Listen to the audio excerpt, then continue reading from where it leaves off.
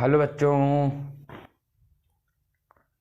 तो मेरा नाम गौरव त्रिपाठी और हमारा आपका खूबसूरत सा एकदम छोटा सा चैनल एक्सेल इंडिया। और आज हम शुरू करने वाले हैं मैट्रिक्स। मैट्रिक्स में हमारा पहला वीडियो पड़ चुका है जिसके अंदर हमने टाइप्स ऑफ मैट्रिक्स और क्या होता है matrix, what is matrix, types of matrix के बारे में हमने बेसिक इन्फॉर्मेशन ले ली थी। और आज हमको जो शुरू करना है वो है रैंक ऑफ मैट्रिक्स। ठीक, तो बेसिकली पूरा लीनियर अलजेब्रा चलेगी। हम इसको बीच बीच में आपको बेसिक्स भी पढ़ाते जाएंगे जिससे जो 11th-12th के बच्चे हैं वो भी कवर कर सकें। और आज हम शुरू करते हैं रैंक ऑफ मैट्रिक्स। तो हेडिंग सबको लगा लेना चाहिए और हेडिंग का नाम है रैंक ऑफ। चलिए हेडिंग जल्दी से सब लोग अपनी अपनी कॉपी में लगा लीजिए। हेडिंग का नाम है रैंक ऑफ मैट्रिसेस या मैट्रिक्स। तो जब हम बात करते हैं मैट्रिक्स की तो मैट्रिक्स की बात करने के बाद में हमको एक बात तो याद आ जाती है कि it is a rectangular arrangement of elements with the form of row and column. अच्छा भाई साहब, अब रैंक की बात आती है। बहुत लड़का परेशान होता है इसको करने में। ऐसा होता है जैसे पहाड़ टूट के गिर गया, उसके ऊपर रैंक ना हो गई, कोई बहुत बड़ी सी पहाड़ हो गई, बहुत सी बड़ी चट्टान हो गई, कुछ नहीं है। अगर किसी को बेसिक्स क्लियर है 11th-12th के, सॉरी 12th के, तो वो यहाँ पे आके अप्लाई करे। फिर देखिए, और जिसको बेसिक्स ही क्लियर नहीं है तो उनके तो बेसिक लेक्चर लाते रहते हैं बीच में। जैसे फर्स्ट लेक्चर आ चुका है introduction to matrix, types of matrix, और इसके बाद हम अभी तीसरा लेक्चर कल फिर अपलोड होगा जिसमें हम फिर बेसिक्स के बारे में पढ़ेंगे, जहाँ हम addition of matrix, multiplication of matrix पढ़ेंगे। क्या करें, लेक्चर सीक्वेंस वाइज नहीं आ पा रहे, बट कोशिश ये रहेगी कि लेक्चर सीक्वेंस वाइज अब अपलोड होना शुरू हो जाए। अगले वीक से सीक्वेंस वाइज ही हम शुरू करेंगे, ठीक है। तो चलिए बात करते हैं रैंक ऑफ मैट्रिक्स या मैट्रिसेस। देखिए आपको एक चीज में ट्रिक बता दूं। ट्रिक का मतलब अभी बताता हूं क्या। पहले रैंक डिफिनेशन लिख लेते हैं। तो देखिए रैंक डिफाइन करने के लिए एक तो जो टॉपिक होता है वो होता है लीनियर डिपेंडेंसी और एक होता है linear independency. What is linear dependency and linear independency? ये क्या होता है? लीनियर डिपेंडेंट, लीनियर इंडिपेंडेंट, ये बहुत हाई लेवल चीज है। ये हाई लेवल टॉपिक आता है जिसको भी आपको बताएंगे हम आगे चल के कि लीनियर डिपेंडेंट और लीनियर इंडिपेंडेंट कैसे होता है। लेकिन बेसिकली अगर मैं एग्जांपल के द्वारा आपको समझाने की कोशिश करूं कि लीनियर डिपेंडेंट और लीनियर इंडिपेंडेंट क्या होता है, तो मान लीजिए आपको एक 0,0 करके कोई वेक्टर दिया गया है।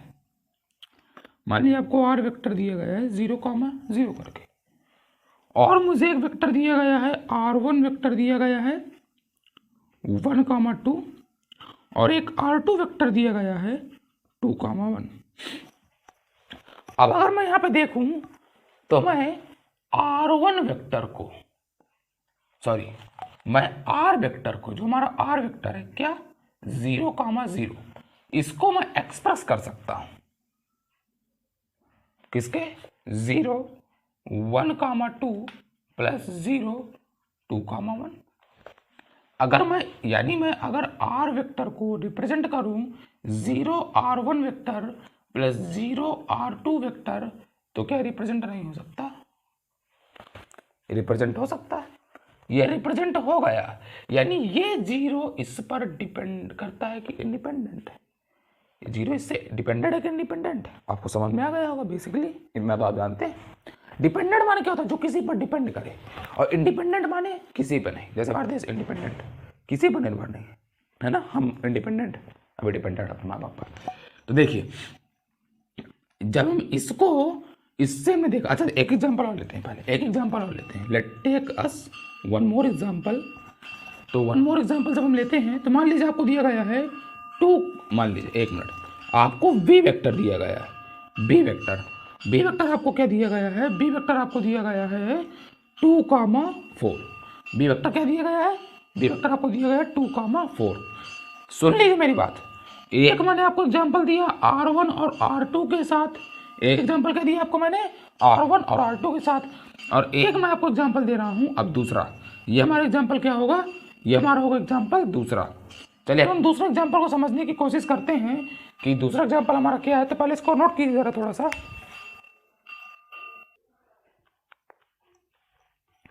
नोट हो गया। चलिए इसको समझने की कोशिश करते हैं।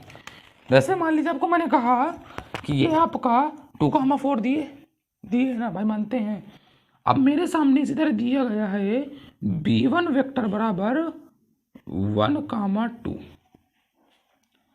और b2 वेक्टर बराबर दिया गया है, क्या दिया गया है 0,0। मेरे सामने b वेक्टर दिया गया है 2,4 और b1 दिया गया है 1,2 और b2 दिया गया है 0,0। अब अगर मैं लिखना चाहूं इस 2,4 को, मैं अगर 2,4 को, आपको विजुअल है ना, देख ले नीचे आपको दिख रहा है ना, जी हाँ। तो अगर मैं इस 2,4 को एक्सप्रेस करना चाहूं तो क्या मैं इसको ऐसे ले सकता हूं 2 1,2 प्लस 2 0,0। इसका मतलब मैं कह सकता हूं कि भाई b वेक्टर जो हमारा हो गया वो 2 b1 vector plus 2 b2 vector के फॉर्म में। इस तरह हम इनको एक्सप्रेस कर सकते हैं। व्हाट इज वेक्टर, ये वेक्टर कहां से आ गया आपको, मैं अभी आपको समझ में आ जाएगा कि जैसे आपने पढ़ा होगा रैंक, सॉरी रो मैट्रिक्स, तो रो मैट्रिक्स को हम रो वेक्टर भी बोलते हैं अगर वो वेक्टर फॉर्म में दिया गया है ना। अभी आपको सब आगे समझ में आएगा कैसे बातें हो रही हैं, अभी समझते जाइए बस। चलिए एक एग्जांपल और लेते हैं, एक एग्जांपल, तीसरा एग्जांपल लेते हैं आपके सामने कि मान लीजिए आपको दिया गया है 5,4, ये दिया गया आपको मान लीजिए सी वेक्टर, मान लीजिए मुझे सी वेक्टर दिया गया है 5,4 और मुझे C1 वेक्टर दिया गया है 1,2 और C2 वेक्टर दिया गया है 3,2 दिया गया है। मैंने कोशिश करता हूं इनको मैं एक्सप्रेस करने की, यानी मैं C वेक्टर को C1 प्लस C2 वेक्टर के फॉर्म में रिप्रेजेंट करने की कोशिश करता हूं। चलिए कोशिश करते हैं, क्या करते हैं हम, कोशिश करते हैं, कोशिश करें। चलिए तो ये हो गया हमारा 5,4। अब देखिए मैं क्या करूं, अगर मैं लिखता हूं 2 1,2, ठीक है, प्लस 2 3,2, तो ये आपका बचेगा 2, ठीक है, ये 2 हो गया और ये जुड़ेगा इसके साथ ही, सॉरी ये 2 हो गया, हाँ बिल्कुल सर, प्लस ये जुड़ेगा इसके साथ में प्लस 6 हो गया, नहीं हो सकता।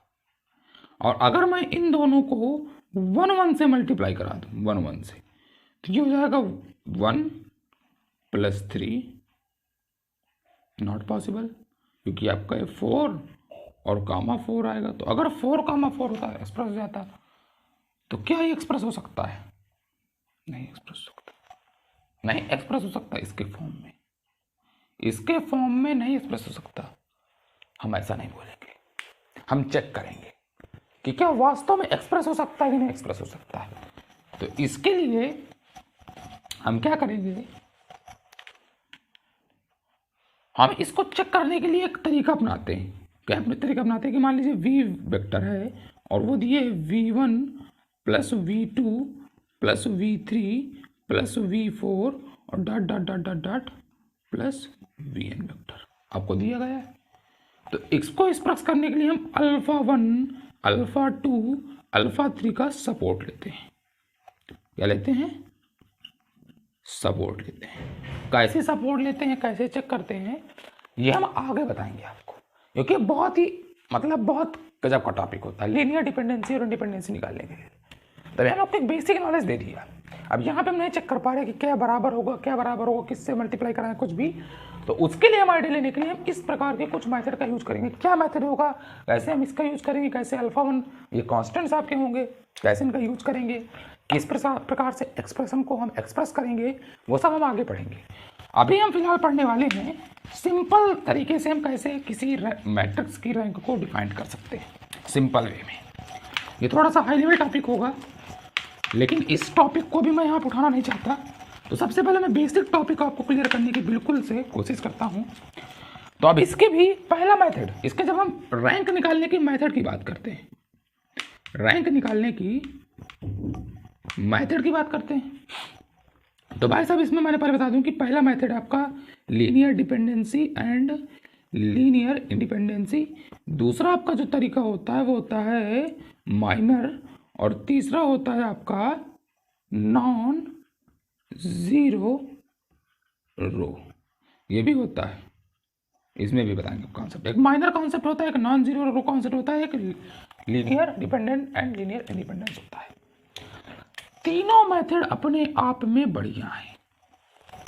किसी को कोई मेथड पसंद आता है, किसी को कोई मेथड पसंद आता है, तो कोई मेथड किसी एक विशेष जगह पर लगाने का कुछ फायदा होता है। जैसे बहुत बड़ा मैट्रिक्स लिए 5x5 का, 7x5 का, 9x9 का, 9x12 का, 12x9 का, तो भाई साहब उसमें अगर माइनर वाला कॉन्सेप्ट अपनाओगे तो पागल पड़ जाओगे। बहुत बड़ा कॉन्सेप्ट होगा, किसका किसका माइनर निकाल के चेक करोगे, कहाँ कहाँ से माइनर निकालोगे। तो बेसिकली जब भी माइनर की बात आए तो हमेशा आप जब भी आपको मैट्रिक्स दिए हो 3x3 का, ठीक है, 4x4 का, तो आप अप्लाई कर लेना, माइनर कॉन्सेप्ट सही रहेगा। मतलब छोटी फॉर्म में दिए हो, ये स्क्वायर मैट्रिक्स है, नॉन स्क्वायर मैट्रिक्स भी हो सकता है, कुछ भी फॉर्म में दिए हो तो आप माइनर कॉन्सेप्ट लगाइएगा। छोटे फॉर्म में दिए हो, जब बड़े फॉर्म में दिए हो तो नॉन जीरो रो मेथड अपनाइएगा, या आप लीनियर डिपेंडेंसी एंड इंडिपेंडेंसी भी अपना सकते हैं, लेकिन ये भी टफ है।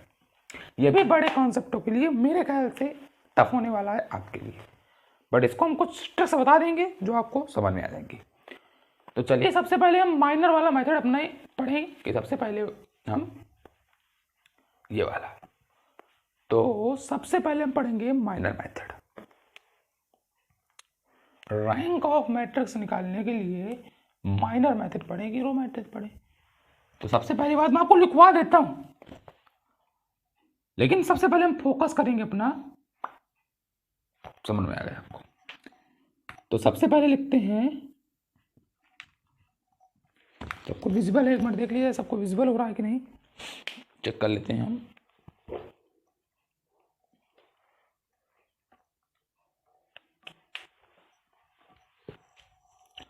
ठीक है, तो आपका माइनर मेथड,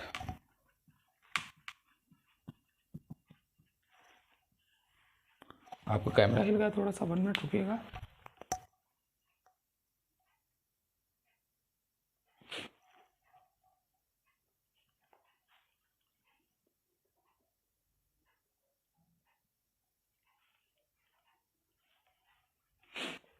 हमारे इसका डिफरेंस लिखवा दें, लिख लीजिए। The order of highest non zero minor, the order of, फिर से लिख लीजिए एक बार जल्दी से फटाफट लिखिए। The order of highest non zero, the order of highest, the order of highest non zero, the order of highest non zero minor is set to the rank of matrix. मेरी बात को जरा ध्यान से समझने की कोशिश सभी बंदे और बंदियां करेंगी, सभी लोग ध्यान से क्या समझने की कोशिश करेंगे कि the order of highest order, the order of highest non zero minor, non zero minor is set to rank of matrix. चलिए माइनर मेथड, सबसे पहले हम माइनर मेथड की बात की तो मैंने आपको क्या लिखा है, द हाईएस्ट ऑर्डर, ये सबसे पहले बात आई,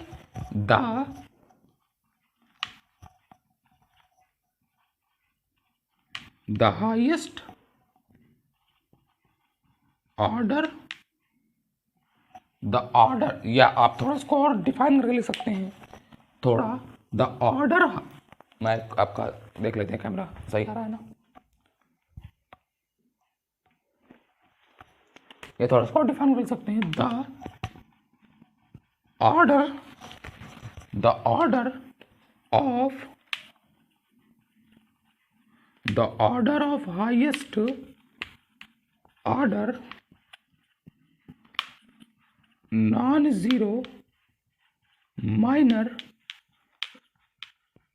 is said to be rank of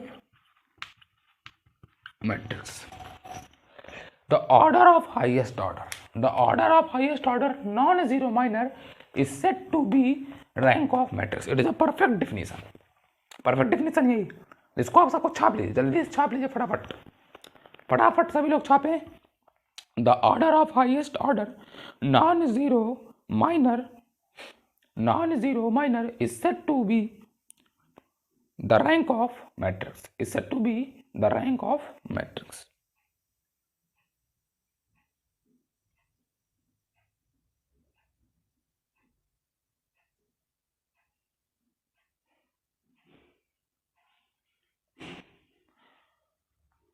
इसका क्या मतलब है समझेंगे, लेकिन पहले मैं एक नोट लिखेंगे. नोट, और इसको नोट कर लीजिए, जल्दी छाप लीजिए. 3 2 1 नोट कर लीजिए. 3 2 1 नोट हो गया.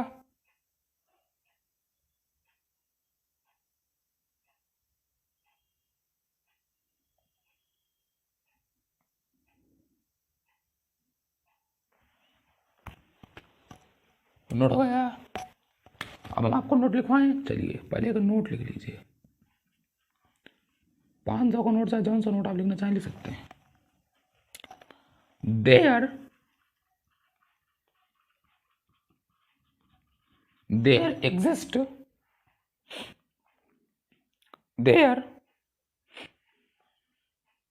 exist at least one non-zero minor of order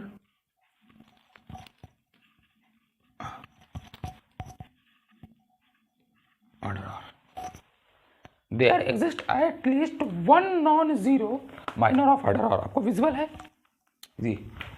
there exists at least one non-zero minor of order r. इसका मतलब क्या है कि कम से कम एक non zero minor order R के अंदर होना चाहिए. इसको भी समझते हैं डिफिनीशन उसके एग्जांपल के तौर पे, ठीक है ना. इसको भी हम समझते हैं, क्वेश्चंस के द्वारा भी समझेंगे. तो हम आपके लिए क्वेश्चन एक बढ़िया से ढूंढ के निकाल लेते हैं पहले, ठीक है. रुकिए, हम आपके लिए क्वेश्चन लेके आते हैं. इसके बाद हम आपको बताते हैं कि क्वेश्चन आपके लिए हम ले आए थोड़ा सा.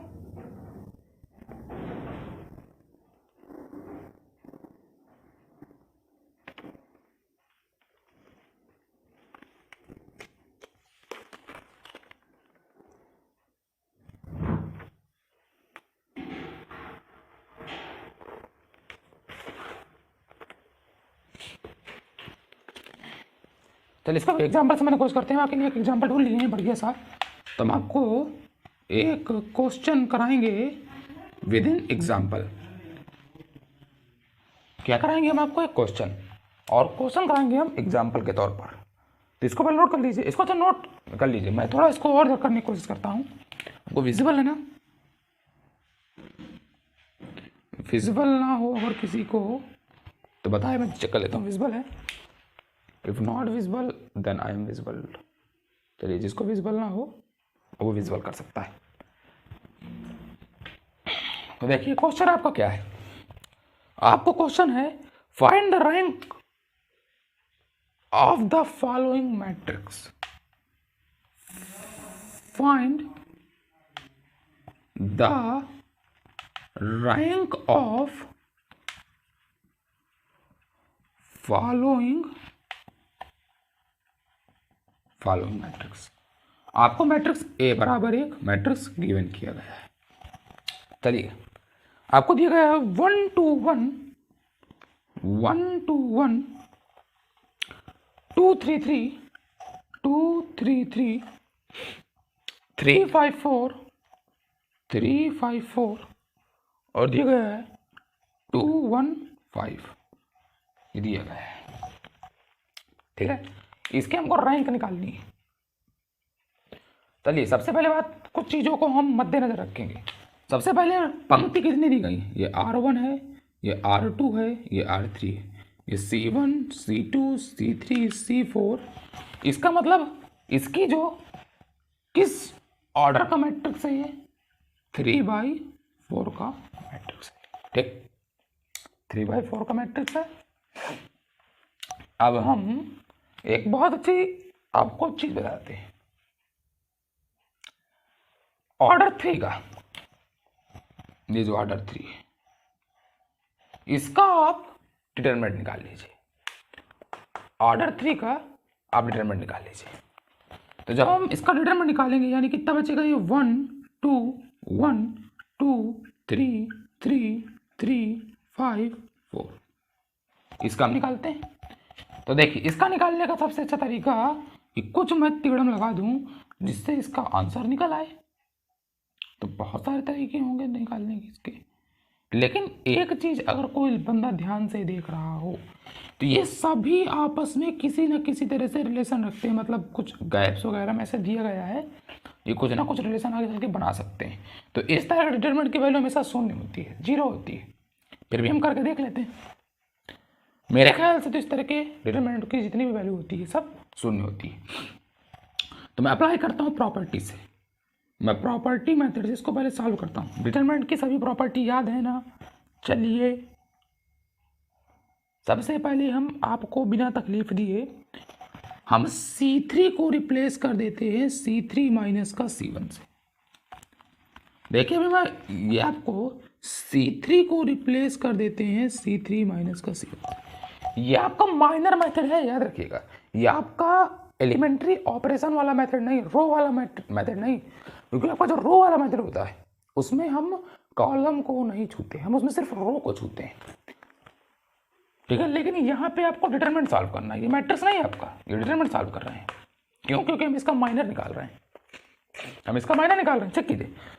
वैसे भी आप याद रखिएगा कि रैंक मतलब R और R मीन्स रो, तो मतलब रैंक किसके बेसिस पे निकलती है? हमेशा रो के बेसिस पे। विजिबल है वहां पे सबको? याद रखिएगा, याद रखिएगा। अब इसको मैं यहाँ से रिप्लेस करता हूँ, तो ये आपका C3 है, तो ये आपको कितना बचेगा? आपको नीचे विजिबल है कि नहीं विजिबल? मैं इसको बिगाड़ दूँ, यहाँ पे इसको हटा दूँ, इसको, ठीक हटा देते हैं।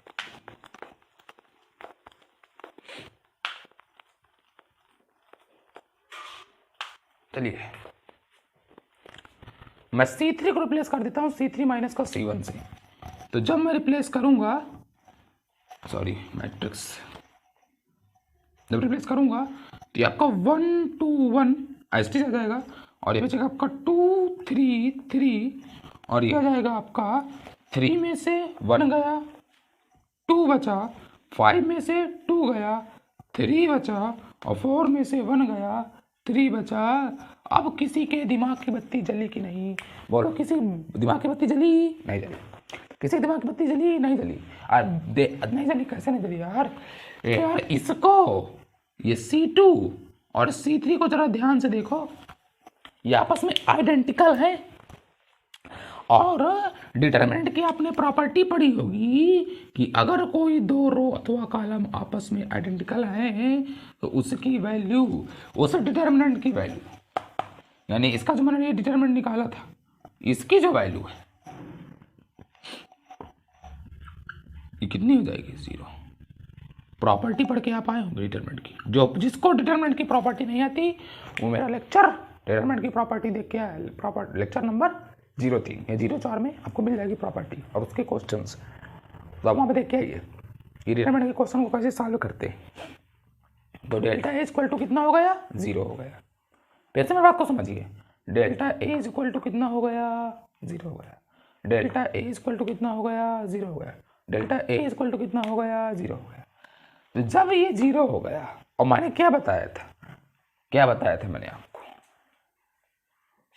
कि the order of highest order of non zero minor, तो ये तो 0, यानी अब हम चेक करेंगे सेकंड रूप का। यही माइनर का मेथड होता है कि पहले हमने निकाला, नहीं आया, तो इसका मतलब इसकी रैंक 3 नहीं होगी। अगर यहाँ पे इसकी वैल्यू कोई नॉन जीरो आ जाती, अगर इस डिटरमिनेंट की वैल्यू नॉन जीरो आ जाती तो इसका मतलब इसकी रैंक 3 हो जाती। अब चूंकि इसकी वैल्यू नॉन जीरो आई, मतलब जीरो आई, तो इसकी 3 से कम होगी, 3 से कम 2 हो सकती। तो हम 2/2 के मैट्रिक्स माइनर चेक करेंगे, सारे माइनर चेक करेंगे, और सारे माइनर्स में से अगर कोई एक माइनर भी नॉन जीरो हो गया तो उसकी मान ली जाएगी, और सारे के सारे अगर जीरो हो गए तो फिर उसकी रैंक 1 मानी जाएगी। फिर क्या सॉल्व करेंगे, फिर उसकी रैंक 1 ही। किसी भी मैट्रिक्स की जो रैंक होगी एट लीस्ट कम से कम 1 तो होगी। तो अब हम इसके सेकेंड चेक करना शुरू करते हैं। अब माइनर क्या होता है, सभी को पता है माइनर निकालने का मेथड। जिसको माइनर निकालने का नहीं मेथड पता हो समझ ले। मान लीजिए मुझे कहा गया कि इस एलिमेंट का माइनर निकाल के बताओ, तो मैं क्या करूंगा कि जब इसकी बात होगी तो मैं इसको पूरा का पूरा छोड़ दूंगा और इसको पूरा का पूरा छोड़ दूंगा, तो मेरे सामने बचेगा कितना, 3 3 3 3, ये बचा। अब इसका माइनर निकाल, 3 देख भाई साहब, इसका निकाला, इसका निकाला, तो ये आ गया आपका 0। माइनर का मतलब ये इसका निकालना है, तो ये चला गया, ये चला गया, ठीक भाई साहब। एक माइनर आ गया 0। अब दूसरा माइनर चेक करते हैं, दूसरा माइनर चेक करते हैं इसके लिए, तो ये छोड़ दिया, ये छोड़ दिया, तुम्हारा बचा 2 1 3 3। जब ये बचा तो ये हो गया 6 माइनस का 3 which is equal to 3, that's not equal to 0। इसीलिए जो रैंक ऑफ मैट्रिक्स हो जाएगी वो हो जाएगी, एक नॉन जीरो हो गया। अगर ये भी जीरो हो जाता तो इसके लिए चेक करते, सबके लिए चेक कर डालते। तो इसका मतलब आपको समझ में ये भी आ गया कि अगर कोई बहुत बड़ा मैट्रिक्स है तो उसका माइनर निकालना इज वेरी डिफिकल्ट, नहीं निकाल सकते, बहुत ज़्यादा प्रॉब्लम चाहिए। इसलिए माइनर मेथड हम नहीं अप्लाई करेंगे। ये रो क्या बताते हैं अभी हम आपको, रैंक को डिनोट करने के लिए, क्या करने के लिए, रैंक को डिनोट करने के लिए हम इसका यूज करते हैं। ये क्या है हमारा, ये सिंबल है, ये क्या है आपका, सिंबल है। समझ में आ गया? जिसको ना समझ में आया बता दे भाई साहब, क्योंकि बहुत सिंपल है ये चीज। अब इसमें हाई क्या है, नथिंग।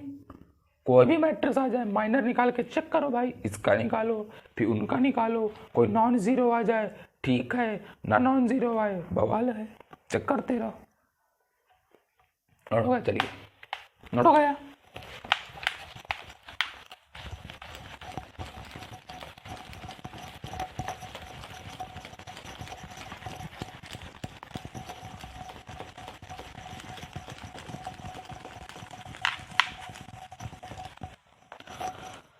अब हम आगे की बात देखते हैं। कुछ नोट लिखना पड़ेगा आपको, नोट या कुछ पॉइंट, कि भाई जो सिंबल होता है रैंक को डिफाइंड करने का, जो सिंबल होता है वो क्या होता है, वो इस तरह नोट करते हैं। और यहाँ हम क्या लिखते हैं, मैट्रिक्स। नोट नंबर सेकंड,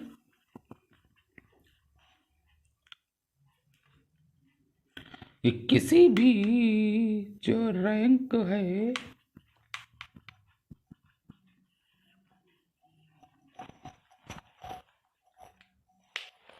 किसी भी मैट्रिक्स की जो रैंक है वो या तो उसकी रो से कम हो सकती है या तो उसके बराबर हो सकती है, लेकिन उससे ज़्यादा नहीं हो सकती। तो आप एन एम कमा एन, ठीक, ओके, समझ में आ गया। यानी इससे ज़्यादा तो नहीं होगी, किसी भी मैट्रिक्स की रैंक उसकी ऑर्डर से ज़्यादा नहीं होगी। नोट नंबर 3 भाई साहब, किसी भी रैंक, जो किसी भी मैट्रिक्स की रैंक होगी वो एट लीस्ट कम से कम 1 तो होगी। किसी की भी जो वो होगी वो कम से कम 1 होगी। इसका मतलब जो रैंक ऑफ मैट्रिक्स होगी वो हमेशा 0 से एबव होगी, 0 नहीं होगी, वो हमेशा 0 से एबव होगी, 0 नहीं हो सकती। ठीक है, यानी किसी भी की जो मैट्रिक्स होती है रैंक, वो इस क्रम में डिफाइन कर सकती है। समझ में आया?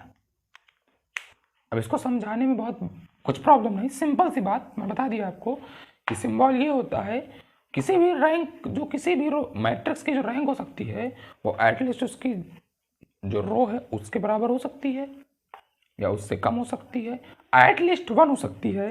किसी भी मैट्रिक्स की रैंक कभी 0 नहीं हो सकती, 0 से हमेशा बड़ी होगी। That is the form.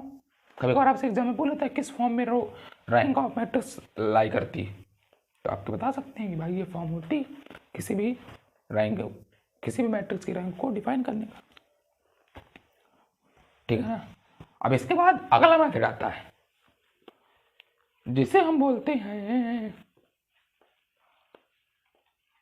Number of non zero रो। यानी जो, अब देखिए दूसरा इसमें लिखवा दीजिए कि किसी भी मैट्रिक्स की जो रैंक होती है वो कैसे डिफाइन हो सकती है, किसी भी मैट्रिक्स की जो रैंक होगी वो कैसे डिफाइन हो सकती है। तो पहला मेथड तो माइनर मेथड होता है, दूसरा होता है दूसरा मेथड। लिखिए इसमें बढ़िया सा पॉइंट, सभी को visual.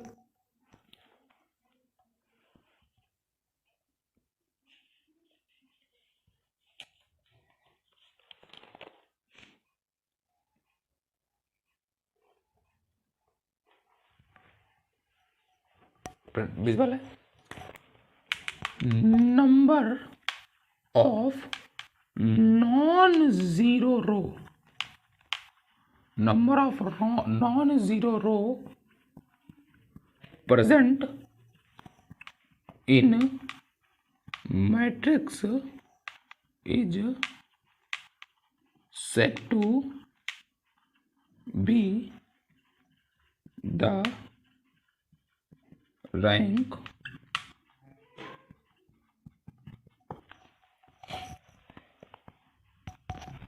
said to be the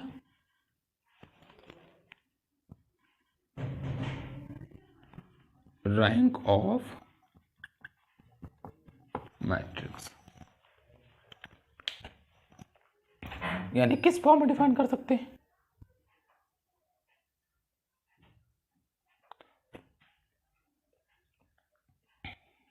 number of non zero row in a matrix, यानी जितने ज्यादा किसी मैट्रिक्स के अंदर नॉन जीरो रो होंगी, नॉन जीरो रो वही उसकी, जीरो नहीं नॉन जीरो, मतलब देखते चेक करते एग्जाम्पल पहले लिख लीजिए। फिर अभी हमने जिसको माइनर के मेथड से निकाला था उसी को इसके मेथड से निकालते हैं, और इसके लिए हम मेथड कौन सा अप्लाई करते हैं? रो एलिमेंट्री ऑपरेशन, REO हमेशा याद रखना, रो एलिमेंट्री ऑपरेशन। याद रखिएगा किसी भी रैंक, किसी भी मैट्रिक्स की रैंक निकालने के लिए आपको रो एलिमेंट्री ऑपरेशन डिफाइन करना है, जो कि सिर्फ रो में अप्लाई होता है। अप्लाई पता है?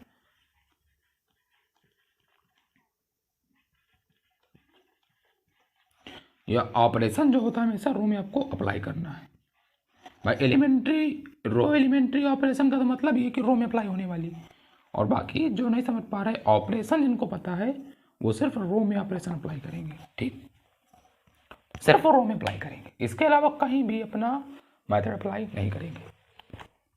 कहाँ अप्लाई करेंगे? सिर्फ रो में, सिर्फ और सिर्फ रो में अप्लाई करेंगे अपना method.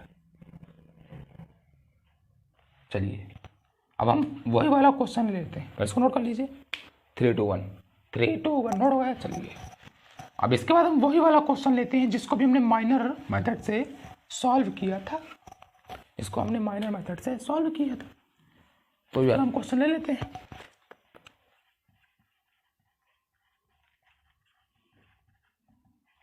Find the rank of the matrix, क्या दिया? 2 1 1, ये दिया था ना, 2 सॉरी 1 2 1 1 2 1 2 3 3 2 3 3 and 354 and 215.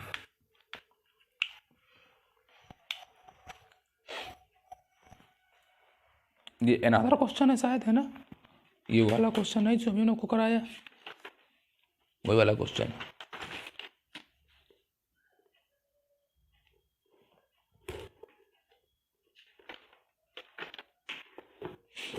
चलिए, हमको इसकी क्या निकालना है? Find rank. रैंक हमको इसकी निकालनी है। तो हमारे पास मान लीजिए कि मैट्रिक्स ए इक्वल टू दिया गया है 1 2 1 2 3 3 3 5 4 2 1 5। चलिए अप्लाई करते हैं। अब इसको अप्लाई करने के लिए सबसे पहले आपको याद रखना है, क्या याद रखना है कि इसको मैं सबसे पहले जीरो करूंगा, इसके बाद मैं इसको जीरो करूंगा, और इसके बाद मैं इसको जीरो करने की कोशिश करूंगा, उसके बाद मैं इसको जीरो करने की कोशिश करूंगा। यानी सबसे पहला मैं इसको जीरो करने की कोशिश करूंगा विद द हेल्प ऑफ इसको। यानी सबसे पहले मुझे जो फर्स्ट एलिमेंट है, याद रखिएगा, ट्रिक चाहे जो समझ लें, मेथड समझ लें, ट्रिक समझ लें, कि हमेशा आपका जो फर्स्ट एलिमेंट है वो हमेशा 1 होना चाहिए। जो फर्स्ट एलिमेंट है हमेशा 1 होना चाहिए। उसके बाद जितने को भी हम जीरो करने की कोशिश करेंगे वो सब with help of first element या फर्स्ट रो, जो आप करना चाहें।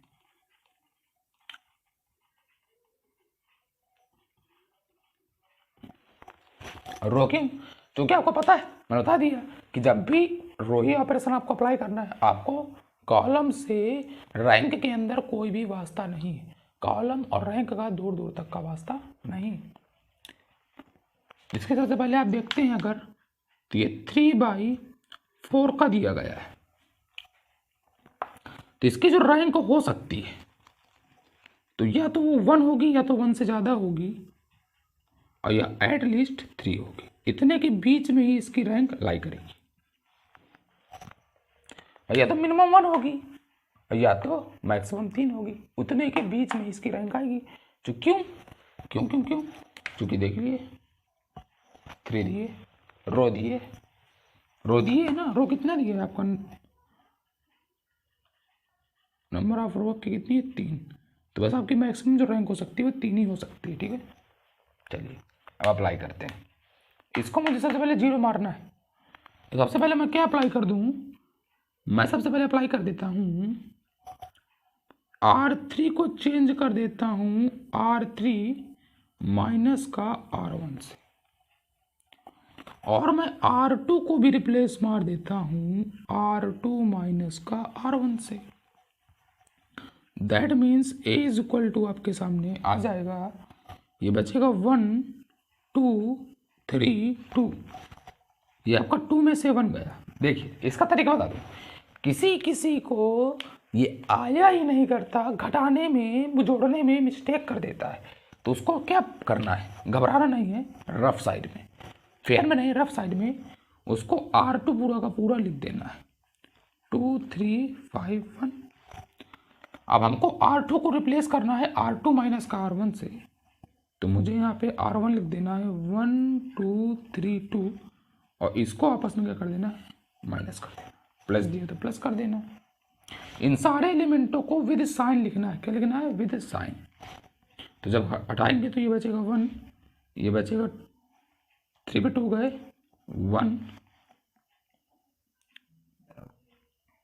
1 बचेगा, ये बचेगा 2, और ये बचेगा आपका माइनस का 1, है ना? ये बचेगा ना आपका, ये बचेगा आपका। चलिए, यह एक बच्चे ने मुझे आइडिया दी कि सर आप ये मत कीजिए, आप R2 को रिप्लेस कर दीजिए R2 माइनस का 2R1 से। हमने कहा अति उत्तम, इससे अच्छा क्या होगा? तो सबसे पहले मैं R2 को पूरा नोट कर लूँ 1 2 3 2। अब R1 को रिप्लेस करना है, मल्टीप्लाई 2 का कराना है तो 1 इंटू 2 2, 2 इंटू 4 4, ये 2 इंटू 3 6, और ये 2 इंटू 2 4। देखिए 2 2 टू 4, 3 टू 6, 2 टू 4 आ गया। अब इसको मुझे आपस में करा देना, वही हमारा क्या आएगा R2 माइनस का R1। तो ये हमारा क्या बचेगा R2 माइनस का R1। तो ये जब आपका जाएगा तो आपका ये दिया हुआ है 2 है ना। 1 मिनट, कुछ मिस्टेक हो रही है, हम नोट कुछ गलत कर गए हैं। हम फिर से आपको एक बार नोट करने की कोशिश करते हैं। हमारे सामने R2 क्या दिया गया है, R2 दिया गया है 2 3 5 1, और R1 आपको दिया गया है विद मल्टीप्लाई 2 कराइए तो 2 4 6 6, और ये बचेगा आपका 4। अब इसको हमको सब्सट्रैक्ट कराना है, तो यानी R2 माइनस का R1 जो निकल के आएगा, 2 में 2 का 0, और ये माइनस का 1, ये माइनस का 1 माइनस का 3, ये बचेगा आपका, ये बचेगा। तो इसको हम नोट कर दीजिए, तो बचेगा 0 माइनस 1 माइनस 1 माइनस 3। ठीक, अब इसके बाद हम इसको और थोड़ा सा बढ़ाने की कोशिश करते हैं। तो हमने R3 को रिप्लेस किया R3 माइनस का R1 से, तो इस तरह इसको लिख लीजिएगा। तो बचेगा 0, 3 में 2 गया 1, ये बचेगा 4 में 3 गया 1, और ये बचेगा प्लस का 3। विजिबल है नीचे तक? जी हाँ। चलिए इसको बिगाड़ दें यहाँ पे। चलिए रैंक निकालनी है भाई साहब, रैंक। अब मैं क्या करूँ, मेरे ये दोनों 0 हो गए, यानी जो मैंने आपको पहले ट्रिक बताई थी कि इन दोनों को 0 करना विद हेल्प ऑफ दिस, 0 हो गए। अब इसको करने की सोचो तो मुझे करने की जरूरत नहीं है। दिमाग अगर किसी ने लगाया हो तो यहाँ पे मैं एक दिमाग ये लगाऊंगा कि मैं बेसिकली R3 को रिप्लेस कर दूंगा R3 प्लस का R2 से रिप्लेस कर दूंगा। तो ये आपका बचेगा कितना, तो आपको कितना बचेगा देखते हैं। तो आपका बचेगा 1 2 3 2 सेम रहेगा, ये रहेगा 0 माइनस 1 माइनस 1 माइनस 3, और जब ये 0 रहेगा तो ये तो 0 0 रहेगा, ये माइनस 1 प्लस 1 0, ये भी आपका 0 और दिस भी आपका 0, यानी हमारा ये भी 0 हो गया, ये भी 0 हो गया भाई साहब। दो चीज़ों को हम 0 करने में कामयाब हो गए बेहतरीन तरीके से। ठीक, अब हम क्या करें, मैं एक काम करता हूं, मैं इनको 0 करने की सोच सकता हूं, लेकिन ये 0 होंगे नहीं। पहली बात, कितना भी प्रयास कर ले, है ना, कितना भी प्रयास कर ले 0 नहीं होंगे ना। तो इसलिए हम थोड़ा सा ट्राई मार लेते हैं कि हम R1 को रिप्लेस कर देते हैं R1 माइनस का R2, गलत, R1 प्लस का R2 से। तो आपको कितना बचेगा, ये बचेगा 1, ये हमारा बचेगा 2 में से माइनस 1 गए यानी 1, ये बचेगा 2, और ये आपका बचेगा 3 माइनस 2 यानी माइनस का 1, बचेगा 0 माइनस 1 माइनस 1 माइनस 3, 0 0 0 एंड 0। ये 0 नहीं हो सकता, पूरे तरीके से ट्राई मारा, ये 0 नहीं हो सकता।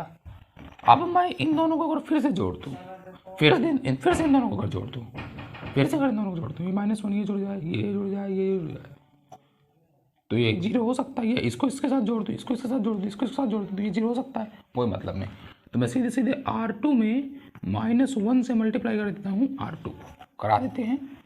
तो ये इक्विवेलेंस आपका बचेगा 1 1 2 -1, ये 0, ये 1, ये 1, ये 3, और आपको बचेगा 0 0 0 0। अब कितना भी हम ट्राई मार लें, कितना भी हम ट्राई मार लें, 0 नहीं हो सकता, नहीं हो सकता ना।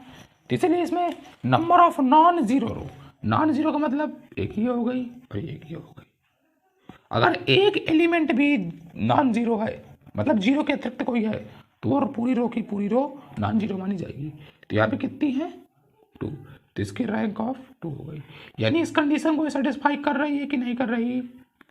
जी हाँ, इसकी कंडीशन को ये सेटिस्फाई कर रही है। इसकी कंडीशन को सेटिस्फाई कर रही है। भाई साहब इस लेक्चर में सिर्फ हम इतना ही पढ़ेंगे। अगले लेक्चर में आपको बताएंगे प्रॉपर्टी ऑफ रैंक, और प्रॉपर्टी ऑफ रैंक के बाद हम आपको बहुत सारे क्वेश्चन कराएंगे जिसके अंदर आपके नल्टी के क्वेश्चन वगैरह अगले लेक्चर में बहुत कुछ होने वाला है। अगले लेक्चर की बता दूं पहली बात, उसमें हम नल्टी पढ़ेंगे, नंबर ऑफ नॉन जीरो रो, वही मैं बता दूंगा कि मैं क्या करना है आपको। और इसके बाद उसमें पढ़ेंगे property of rank. Property of rank के बाद 2 ट्रिक पढ़ेंगे और उसके बाद हम करेंगे क्वेश्चन। इसके बाद तीसरा लेक्चर आएगा, उसमें इसके सारे क्वेश्चन जितने भी गेट वगैरह में आ चुके हैं अभी तक सारे क्वेश्चन करने के साथ लीनियर डिपेंडेंसी और इंडिपेंडेंसी वाला कॉन्सेप्ट आपको बता के लेक्चर समाप्त। 3 लेक्चर्स में आपकी रैंक डिफाइन हो जाएगी, ठीक है। उसके बाद हम आपको लीनियर अलजेब्रा के अंतर्गत कुछ और पढ़ाएंगे जो कि आप अभी तक नहीं पढ़े होंगे, जैसे आइगन वैल्यू। अच्छा इसके बाद 3 लेक्चर्स के बाद हम नॉर्मल फॉर्म की बात करेंगे, नॉर्मल फॉर्म, इकोलॉन फॉर्म, और उसके बाद हम आइगन वैल्यूज़ वगैरह जो भी होगा आगे बढ़ के देखेंगे। तो अगर मेरा वीडियो पसंद आए तो सब्सक्राइब कीजिए, लाइक कीजिए। धन्यवाद, नमस्कार, टाटा, बाय बाय।